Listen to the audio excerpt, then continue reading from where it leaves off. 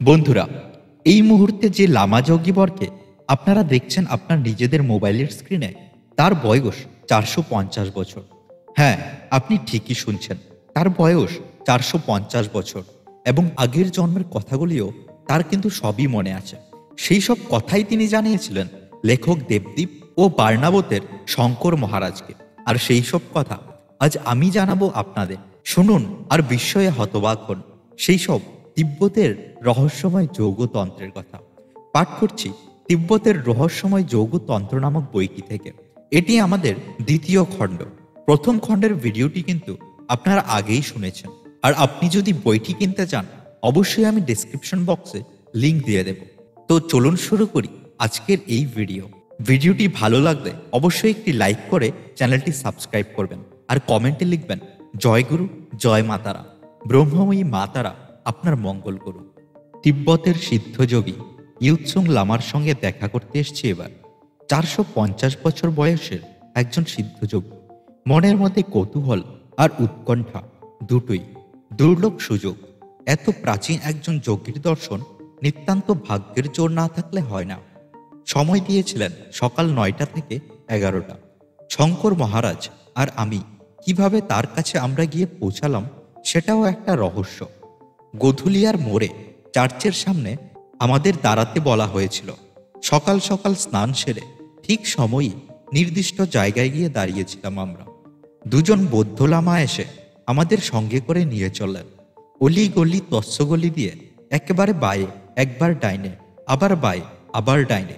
এইরকম মিনিট ১০ চলার পরেই পেছনে ফেলে আসা পথের স্মৃতি হারিয়ে ফেলেছিলাম।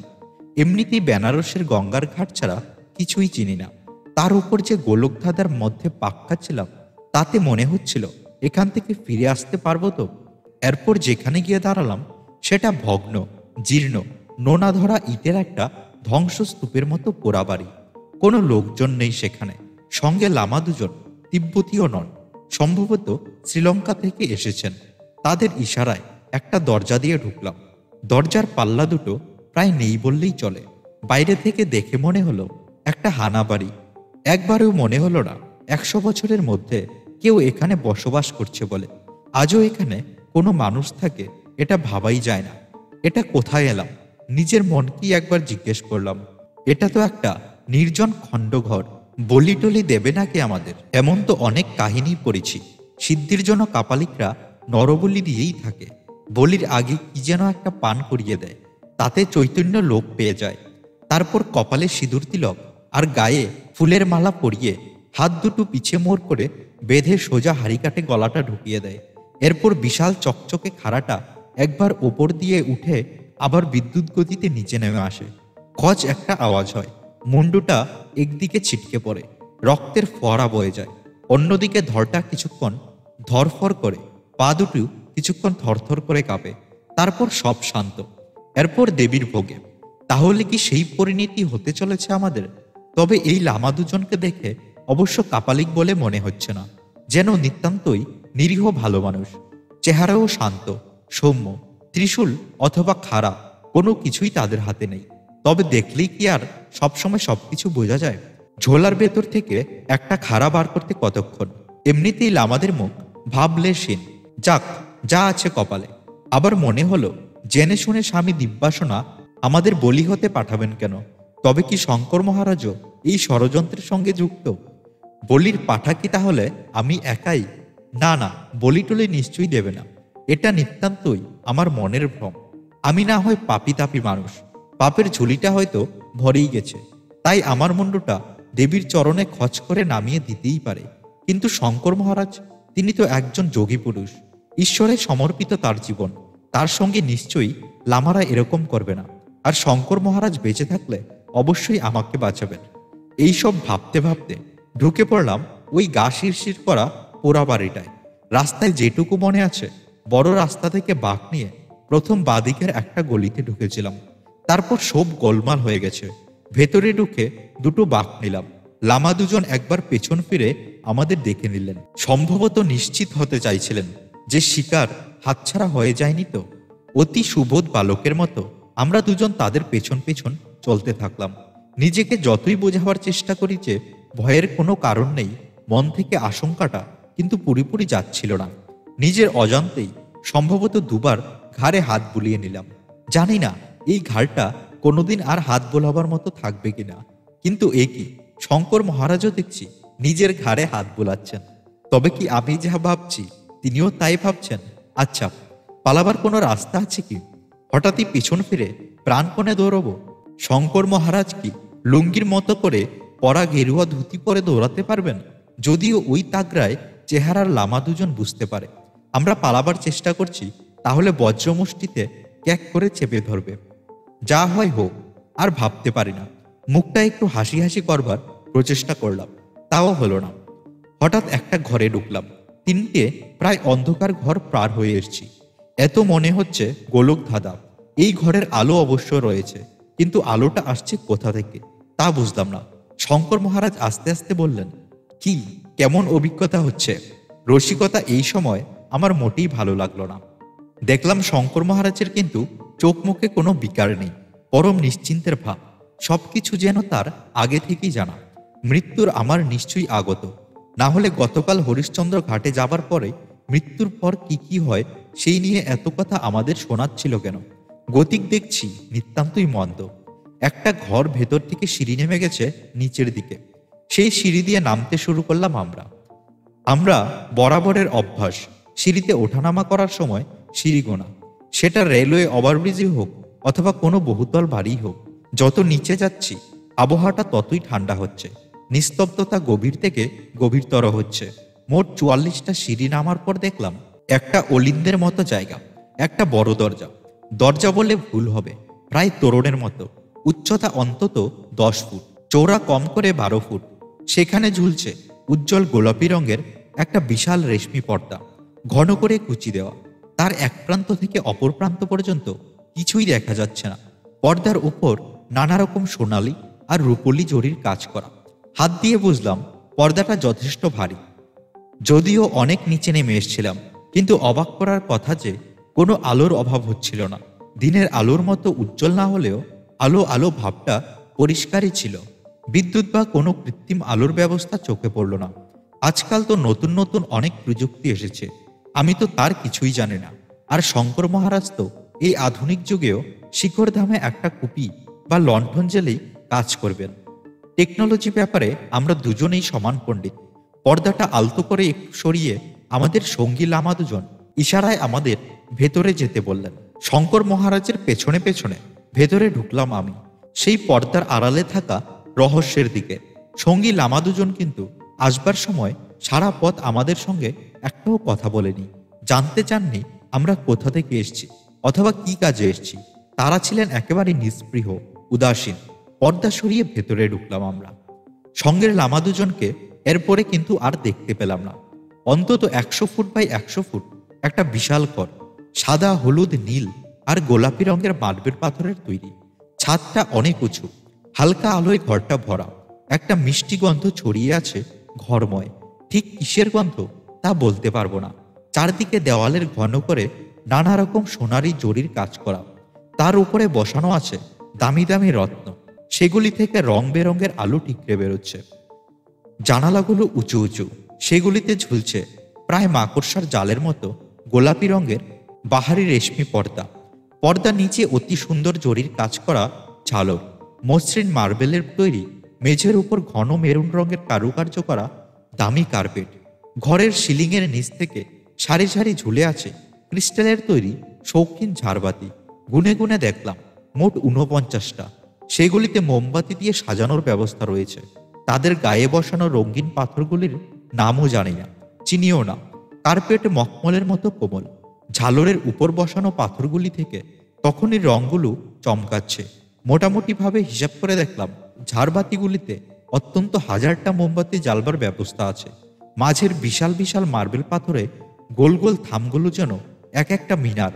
ঘরের প্রায় মাঝখানেই একটা রাজকীয় সিংহাসন। এক কথায় বলতে গেলে এমনটি কখনো দেখিনি। সিংহাসনের ধারগুলো সবই সোনার পাতে মোড়া, গায়েও সোনা আর রূপোর সূক্ষ্ম কাজ করা। দেখে সত্যি সত্যি চোখ ধাঁধিয়ে যাচ্ছে আমার। সিংহাসনের ডান দিকে রয়েছে ২ ফুট বাই ২ ফুট একটি কাচের টেবিল। তার উপর রাখা রয়েছে একটি সোনার বুদ্ধ মূর্তি। যেন কিছুটা অজন্তার শিল্পশৈলীর ছাপ রয়েছে তাতে। মোটামুটি 3 ইঞ্চি উঁচু হবে সেই মূর্তিটি। হঠাৎই মনে হলো একবার যদি ওই সিংহাসনটায় গিয়ে বসতে পারতাম। তারপরেই মনে হলো হয়তো কোনো ধর্মগুরুর আসন এটা। বসবার কথা চিন্তা করাটাও পাপ। সিংহাসনের বাদিকে পরপর সাজানো রয়েছে আরো দুটো ছোট ছোট টেবিল, তার উপরে ফুলদানি, ধূপদানি, ঘণ্টা ও বই রাখা। সিংহাসনের দুপাশে লম্বা লম্বা দুটো সারিতে বিছানো রয়েছে দামি দামি কম্বলের আসন। দুদিকে 12টা 12টা করে মোট 24টা। প্রত্যেক আসনের সামনে একটা করে রিডিং টুল। সেগুলির উপরে ঢাকা দেওয়া কাপড়গুলোর কাজের দিকেও অবাক চোখে তাকিয়ে থাকতে হচ্ছিল। প্রতিটি টুলের উপর লাল কাপড়ে মোড়া পুঁথি আর গ্রন্থ, তিব্বতী ভাষাতে লেখা। পাশে কার্পেটের উপর বই রাখা আছে। দেওয়ালগুলোর উপর দিকে রয়েছে ভগবান বুদ্ধের জীবনের নানা রকম ঘটনার উপর আঁকা শিল্পীর নিপুণ কারুকার্য। সুদৃশ্য সোনার জালের কাজ করা দেওয়ালে আলমারিতে সাজানো রয়েছে অসংখ্য বই। অন্য একটি আলমারিতে রয়েছে প্রাচীন যুগের নানা মূর্তি আর শিলালিপি। সিংহাসনের কিছু পেছনে টেবিলের উপর রাখা রয়েছে আরও একটা 15 ইঞ্চির মতো উঁচু সোনার বুদ্ধ মূর্তি। একদিকে দেওয়ালে রয়েছে সোনার ফ্রেমে বাঁধানো 4জন লামাযোগীর ছবি।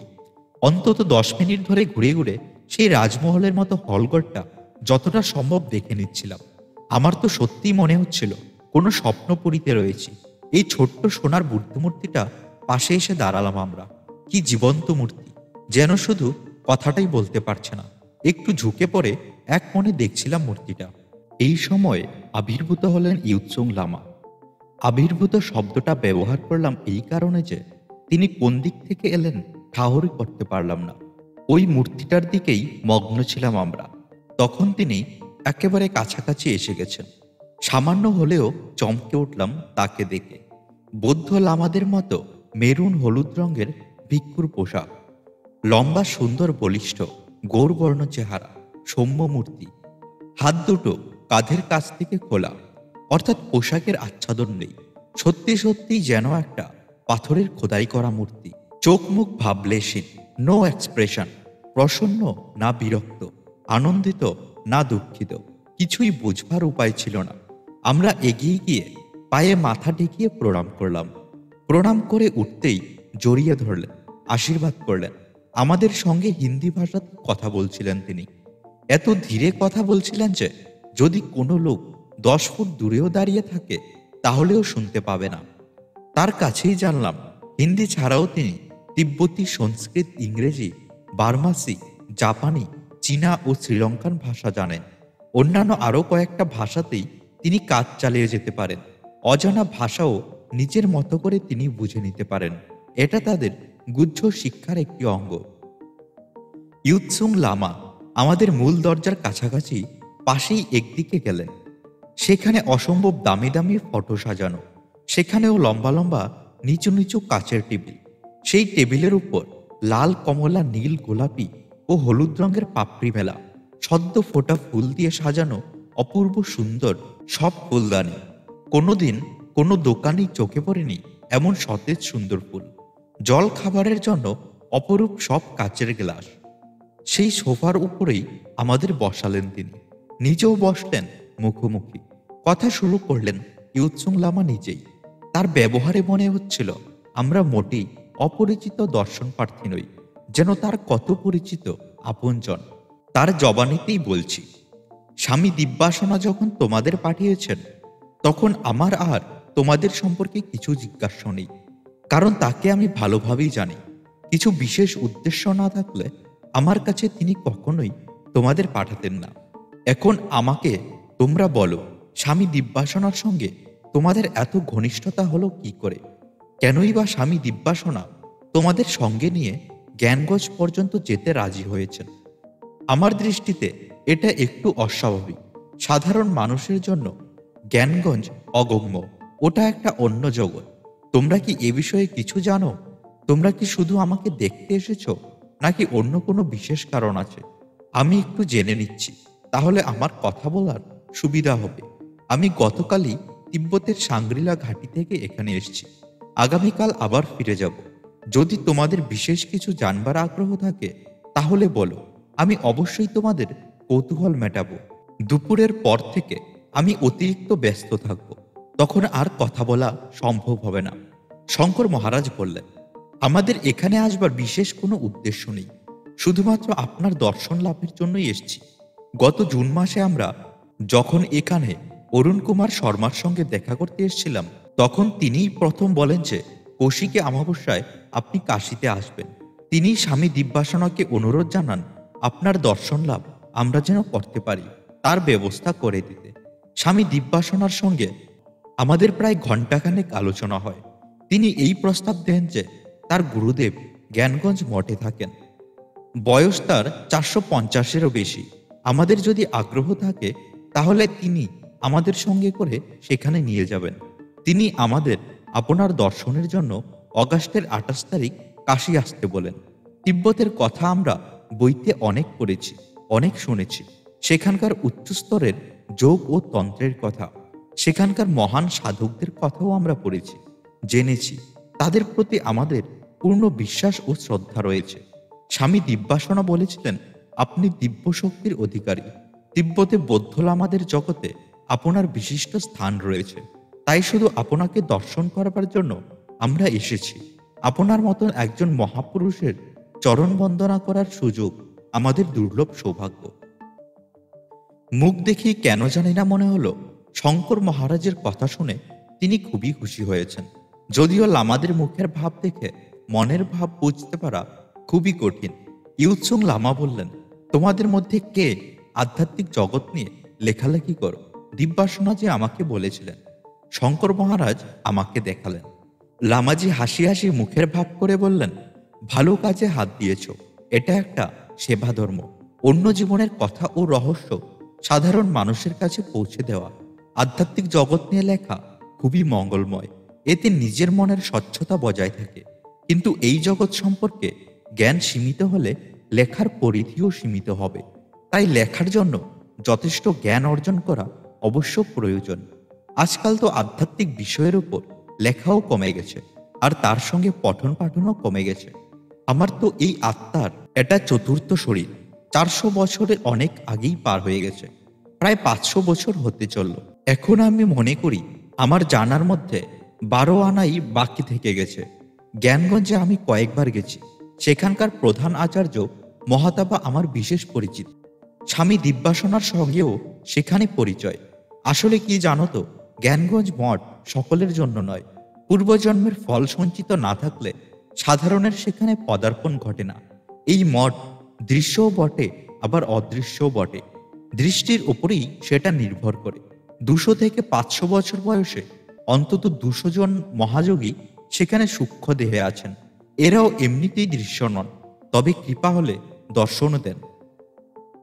তাদের সকলের দেহ সেখানে সমাধিস্থ অবস্থায় সংরক্ষিত আছে। স্বয়ং বাবাজি মহারাজও সেখানে প্রকট হন।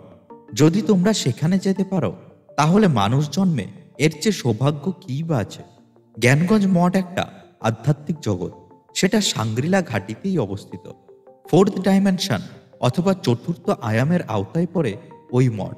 তবে ওই মঠ থেকে তিব্বত সীমান্ত মাত্র 11 কিলোমিটার। যদিও শুনতে কম লাগছে, কিন্তু ওইটুকু রাস্তা পার হতে 3 দিন সময় লেগে যায়। অসম্ভব দুর্গম আর বরফে ঢাকা পথ। ইউৎসুং লামার এই শরীরটাই নাকি প্রায় 150 বছর চলছে। গতকাল দুপুরে যখন সারনাথ দর্শনে গিয়েছিলাম, তখন রেঙ্গুইন আর কলম্বোর বৌদ্ধ ভিক্ষুদের কাছে এই তথ্যই পেয়েছিলাম। অনেকক্ষণ ধরে বসে বসে আলোচনা হচ্ছিল তাদের সঙ্গে। বিভিন্ন দেশ থেকেই বৌদ্ধ ধর্মাবলম্বীরা এসেছেন ইউৎসুং লামার দর্শন লাভ করতে। এই দেশ বিদেশের লামাদের সঙ্গে আজই বেলা 2টোর পর বসবেন তিনি। এমনিতেই কিন্তু তাকে দেখে মনে হচ্ছে বয়স 40-এর মতো হবে। বিশেষ সাধারণ কারণে আগামী 3 বছর পরে তিনি এই দেহ ছেড়ে ফিরে যাবেন তার দীক্ষা শরীরে। তারপর তার দর্শন পাওয়া আর হয়তো সম্ভব হবে না। তাই আজ এই মহাসমাবেশ। আমার দিকে কিছুক্ষণ তাকিয়ে রইলেন ইউৎসুং লামা। তারপর ধীরে ধীরে বললেন, স্বামী দিব্যাসনা তোমার বিষয়ে আমাকে ঠিকই আভাস দিয়েছিলেন। তিনি নিজেও অনেক উচ্চস্তরের আধ্যাত্মিক জগতের যোগী। অনেক বিদেহী পুণ্যাত্মাদের সঙ্গে তার অবিরাম যোগাযোগ। আত্মার সঙ্গে যোগাযোগ করতে পারাটা যোগের একটা বিশেষ প্রক্রিয়া। তোমার আত্মা তার চেনা মনে হয়েছিল, তোমার এই শরীরটা নয়। স্বামী দিব্যাসনার ধারণা তোমার আত্মা দিয়ে অনেক পরীক্ষামূলক কাজ করা সম্ভব। তাই আমাকে তিনি তোমাদের সঙ্গে দেখা করতে এবং তোমার আত্মার ইতিহাসটা একটু খাতিয়ে দেখতে অনুরোধ জানিয়েছিলেন। ঠিকই বলেছিলেন তিনি। তোমাকে আমি আগেও দেখেছি 450 বছর আগে কলিঞ্জ রাজ রানী দুর্গাবতীর মহলে। তোমার আত্মা সত্যি আমার পরিচিত। তখনকার ঘটনাগুলো সবই আমার সামনে এখনো সজীব রয়েছে। সেই কথায় এবার আসছি। 1562 সাল, তখন আমার বয়স 40 পার হয়েছে। 1522 সালে আমার জন্ম। সেই সময় আমি সদ্য সদ্য বাকসিদ্ধির যোগ আর অধ্যয়ন শেষ করেছি। এই বাকসিদ্ধি জিনিসটা কি, এই বিষয়ে সাধারণ মানুষের কোনো ধারণাই নেই। তারা মনে করে মুখে যা বললাম তাই ফলে গেল। এটা আবার কি ধরনের যোগশক্তি? হতে পারে কোনো উচ্চস্তরের জ্যোতিষবিদ্যা, তা কিন্তু সত্যি নয়। আসলে এটা পুরোপুরি একটা দৈব শক্তি। বাকসিদ্ধি শুধুমাত্র যোগী বা সাধকদের উপরই নির্ভর করে না। সূক্ষ্ম লোকের সঙ্গে, আত্মিক লোকের সঙ্গে, ভবজগতের সঙ্গে এর ঘনিষ্ঠ যোগাযোগ। কখনো কখনো যোগী বাকসিদ্ধি লাভ করেন, তখন তার মুখ থেকে বেরোনো কথাকে রক্ষা করতে অন্য লোকের সূক্ষ্ম আত্মার সক্রিয় হয়ে ওঠেন। তাদের সাহায্যেই যোগীর মুখের কথা বাস্তব রূপ পায়। সাধারণ দৃষ্টিতে সেটা যতই অসম্ভব মনে হোক না কেন, ওইটা ঈশ্বরেরই লীলা, যাতে মানুষ উপলব্ধি করতে পারে। ঈশ্বরের পূর্ণ সমর্পণ থাকলে অবিশ্বাস্য শক্তির অধিকারী হওয়া যায়। সেই শক্তি অর্থ, যশ, প্রতিপত্তির বিনিময়ে কেনা যায় না। ভারতে তো শ্রী রামকৃষ্ণ বামাখ্যাপা, তৈরঙ্গ স্বামী, যোগীরাজ শ্যামাচরণ লাহিড়ী, গোরক্ষনাথ, রামদাস কাঠিয়া বাবা, এরা সকলেই বাকসিদ্ধ ছিলেন। তাদের পরবর্তী অধ্যায়ে এই স্তরের কজন যোগী পুরুষ আবির্ভাব হয়েছে। এখন তো চাকচিক্যা ভরা মায়া জগতের মায়া স্বপ্ন মানুষকে সম্পূর্ণরূপে আচ্ছাদন করে রেখেছে। আধ্যাত্মিক জগৎ থেকে মানুষকে অনেক দূরে টেনে নিয়ে গেছে সেই সব। এখন মানুষ একদিকে যেমন অর্থনৈতিক বিষয়ে বলশালী হচ্ছে, পার্থিব সম্পদের জন্য প্রতিনিয়তই লালায়িত হচ্ছে, অন্যদিকে তেমনি দৈবী জগতের রাস্তা ভুলে যাচ্ছে। এর পরিণতি কিন্তু অত্যন্ত ভয়ঙ্কর। হ্যাঁ, রানী দুর্গাবতীর সময়ের ঘটনা বলে দিই। স্বাভাবিকভাবেই তোমাদের মনে কৌতূহল জাগছে।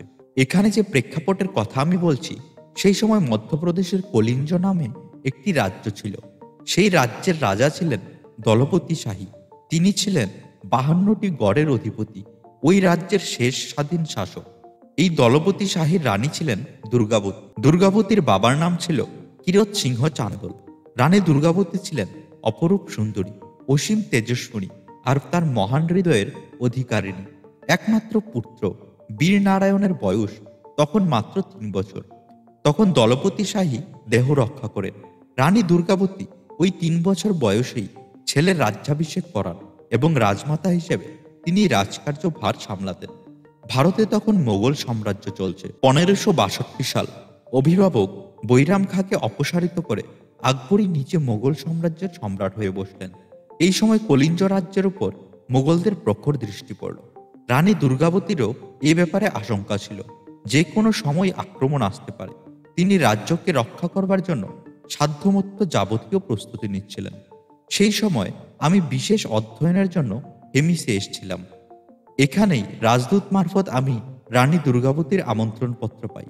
তিনি আমার আশীর্বাদ চেয়েছিলেন এবং যুদ্ধ পরিস্থিতি ও তার সম্ভাব্য পরিণাম অগ্রিম জানবার জন্য আমার সাহায্য চেয়েছিলেন। আমার বয়স তখন 40। গুরু কৃপায় আমি তখন বাকসিদ্ধি লাভ করেছি। মধ্য ভারতেও অধ্যয়ন সূত্রে কয়েকবার আমি গেছি। আমার বাকসিদ্ধির ব্যাপারে রানী জ্ঞাত ছিলেন। সম্ভবত সেই সূত্রেই আমার আমন্ত্রণ। রানীর আমন্ত্রণ স্বীকার করলেও আমার হেমিসের অধ্যয়ন শেষ করে কলিঞ্জ রাজ্য পৌঁছাতে প্রায় 3 মাস সময় লেগে যায়। রানী দুর্গাবতী তখন যথেষ্ট বিচলিত। একটানা 5 দিন আমি রানীর মহলে ছিলাম। এরপর আমার দিকে তাকিয়ে ইউৎসুং লামা বললেন, সেই 1562 সালেই আমি তোমাকে প্রথম দেখেছি। তুমি ছিলেন রানী দুর্গাবতীর রাজকর্মচারী। তোমার নাম ছিল মাধোজি চন্দল। এই জন্য নামটা আমার মনে আছে। একদিন সকালে তার মহলে বসে রানী আমার সঙ্গে মোগলদের আক্রমণের সম্ভাবনা নিয়ে কথা বলছিল। এই সময় রীতিমতো জমকালো পোশাক পরা এক কর্মচারী এসে রানীর কাছে কোনো বিশেষ বার্তা পৌঁছালো। চিঠি পড়েই তিনি হুকুম দিলেন, মাধবী চন্দলকে আমার কাছে এখনই পাঠাও। একটু পরেই এসে রানী দুর্গাবতীর সামনে দাঁড়ালে সেটা তুমিই ছিলে। তখন বয়স তোমার বড়জোর ছিল ৩০-এর কাছাকাছি। রানী তোমার কাছে রাজকোষ, শস্যকোষ এবং সেনাকোষ বিষয়ে কিছু তথ্য জানতে চাইলেন। তুমি সেখানে দাঁড়িয়ে প্রত্যেকটি বিষয়ের যাবতীয় তথ্য রানীকে জানিয়ে দিলেন। সঙ্গে সঙ্গে এটাও জানিয়েছিলে যে বোরাগড়ের খাজাঞ্চিখানায় সুরক্ষার ব্যবস্থা কম রয়েছে, সেখানে সুরক্ষা বল বাড়ানোর আবশ্যক। তুমি বেরিয়ে যাওয়ার পরই আমি রানীর কাছে তোমার বিষয়ে জানতে চাই। তিনি জানান তুমি উঁচু পরিবারের ছেলে। তোমার বাবা রাজা দলপতি শাহীর একান্ত বিশ্বস্ত রাজকর্মচারী ছেলে। তার মৃত্যুর পর তুমি যোগ দিয়েছ। তোমার স্মৃতিশক্তি অত্যন্ত প্রবল। সবকিছু মনে রাখবার একটা আশ্চর্য ক্ষমতা তোমার আছে। রানী দুর্গাবতী তোমার উপর যথেষ্টই নির্ভর করেন। সেই সময়ের সেই ঘটনা আমি আজও ভুলিনি। লিপিকার বিভাগের দায়িত্বে ছিলে তুমি। আরও ৮ জন ছিল তোমার সঙ্গে। আমি যথাসময়ে সাময়িকভাবে হলেও তোমার সেই জন্মের স্মৃতি ফিরিয়ে দেব। তোমার চোখের সামনে ভেসে উঠবে ৪৪৯ বছর আগের সেই কথা। যে কথা বলছিলাম, সেই সময় রাজমহলে ছিলেন দলপতি শাহীর ছোট ভাই চন্দ্র শাহী ও তার ১৬ বছরের সন্তান মধুকর শাহী। সেই বয়সী মধুকর শাহী ছিলেন দুর্বনীতির আর অহংকারী। রানী দুর্গাবতী আমার কাছে জানতে চেয়েছিলেন সম্ভাব্য যুদ্ধে দৈব শক্তির সহায়তা পাওয়া সম্ভব কিনা এবং যুদ্ধের কি পরিণাম আমি দেখতে পাচ্ছি। আমি রানীকে জানিয়েছিলাম ফিরে যাবার আগে আমি তাকে আমার মতামত জানিয়ে যাব। সেই থেকে আমি অধিকাংশ সময়ই ধ্যানমগ্ন হয়ে যুদ্ধের পরিণাম দেখার চেষ্টা করতাম। সেনাধ্যক্ষের সাথেও আমি কথা বলেছিলাম। তারা সকলেই ছিল রাজভক্ত ও বিশ্বাসী। সেদিন রাজপ্রাসাদের ঠিক বাইরেই রাস্তার ধারে দাঁড়িয়ে আমি লক্ষ্য করছি দূরে পাহাড়ের ওপর থেকে রানীর ঘোড়া সওয়ার সৈন্যরা ঘোড়া ছুটিয়ে ছাড়ি দিয়ে নেমে আসছে। আমি গভীর চিন্তামগ্ন হয়ে ভবিষ্যৎ দেখার চেষ্টা করছিলাম। এই সময়ই ঘোড়ায় চেপে রাজমহলের সিংহদ্বার দিয়ে বেরিয়ে এলো রাজকীয় বেশে সুসজ্জিত মধুকর শাহী। তখনকার দিনে রাজপরিবারের সন্তানরা অল্প বয়সী অশ্ব আরোহণ ও অস্ত্রবিদ্যা শিখত, তাই তাকে দেখে আমি অবাক হইনি। কিন্তু আমাকে সামনে দেখেও প্রণাম জানানো তো দূরের কথা, ঘোড়া থেকে নামলেও না। একেবারে আমার গা ঘেঁষে ঘোড়া ছুটিয়ে ধুলো উড়িয়ে চলে গেল সে। লাল ধুলায় আমার চোখ মুখ ও অঙ্গবস্ত্র ভরে গেল। আমার ধ্যান ভেঙে গেল। সেই মুহূর্তে নিজের অজান্তেই অবশ্য আমার মুখ থেকে বেরিয়ে গেল বিনাশকালে বুদ্ধিনাশ। আজও আমি মনে মনে আশপোষ করি সেদিনের ওই কথাটা কেন বলেছিলাম। ১৫৬৪ সালে সম্রাট আকবর রাজপুতানার যোধাবাইকে বিবাহ করেন। এর ঠিক আগেই বৈরাম খাঁ বিদ্রোহ ঘোষণা করেন। আকবর বৈরাম খাঁকে দমন করবার জন্য খাজা আব্দুলকে দায়িত্ব দেন। তিনি বৈরাম খাঁর বিদ্রোহ দমন করে আকবরের কাছ থেকে আসিফ খাঁ উপাধি পান। সেই বছরই সেই আফিস খাঁকে সম্রাট আকবর কলিঞ্জার রাজ্য দখল করতে পাঠান। শুরু হয়ে যায় যুদ্ধ। রানী দুর্গাবতী রোড়াগড়ের খাজাঞ্চিখানা রক্ষার জন্য তার ১৯ বছরের ছেলে বীরনারায়ণকে সেনাসহ পাঠিয়ে দেন। সেখানে মোগল সেনাদের সঙ্গে প্রবল যুদ্ধে বীরনারায়ণ নিহত হয়। এদিকে মূল যুদ্ধ শুরু হয় রানী দুর্গাবতীর সঙ্গে আকবর সৈন্যদলের। প্রবল পরাক্রমশালী মোগল সেনার চাপে রানী দুর্গাবতীর সেনা পিছু হাঁটতে থাকে। যুদ্ধক্ষেত্রে দুটো তীর এসে লাগলো দুর্গাবতীর শরীরে। একটি তীর তার বাঁ চোখে ঢুকে যায়, অন্য তীরটি গলার পাশে। বিচক্ষণ রানী বুঝতে দেরি হয়নি যে এই যুদ্ধে জয়লাভ অসম্ভব। কিন্তু মোগল সেনার হাতে আত্মসমর্পণ করার চেয়ে মৃত্যুকেই তিনি শ্রেয় মনে করলেন। নিজের তরোয়াল তিনি নিজের বুকে ঢুকিয়ে দেন। এরপর কথা সংক্ষেপে এইরকম, রানী দুর্গাবতী ও তার ছেলের মৃত্যুর পর দলপতি শাহীর ছোট ভাই চন্দ্র শাহী রাজসিংহাসনে বসলেন। মোগলরাই তাকে রাজশাসনে বসায়।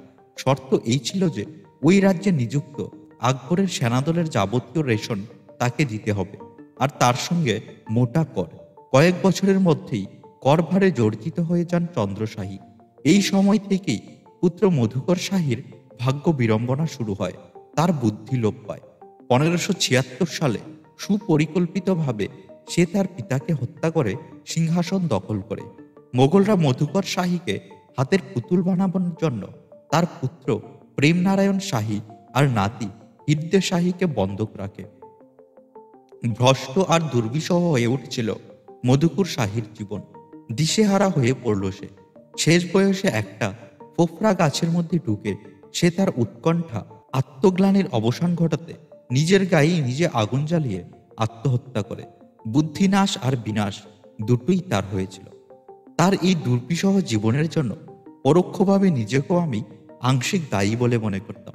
তারপর বহু বছর ধরে তার আত্মার সন্ধান আমি করেছি। অবশেষে সেই আত্মাকে আমি খুঁজে পাই। তারপর মন্ত্রপুত করে সেই আত্মাকে আমি নিজের মঠে নিয়ে যাই। শুদ্ধি পর্বের পর সে এখনো ওই মঠেই আছে। তুমি তো সেই সময় তাকে ভালো করেই চিনতে। বন্ধুরা, এই ছিল আজকের ভিডিওটি, তিব্বতের রহস্যময় যৌগতন্ত্রের দ্বিতীয় পার্ট। তিব্বতের রহস্যময় যৌগতন্ত্র নিয়ে আরো অনেক কিছু বলার আছে, অনেক কিছু শেয়ার করার আছে আপনাদের কাছে, যেগুলি হয়তো বিশ্বাসযোগ্য নয়, কিন্তু একদম সত্য ঘটনা। তো আপনারা যদি উৎসাহ হন সেই সব জিনিস, সেই সব সিদ্ধাশ্রমের কথা জানতে, তাহলে অবশ্যই একবার আমাকে কমেন্টে জানাবেন। তো দেখা হচ্ছে পরের ভিডিওতে। ভালো থাকবেন, পাশে থাকবেন। জয় গুরু, জয় মা।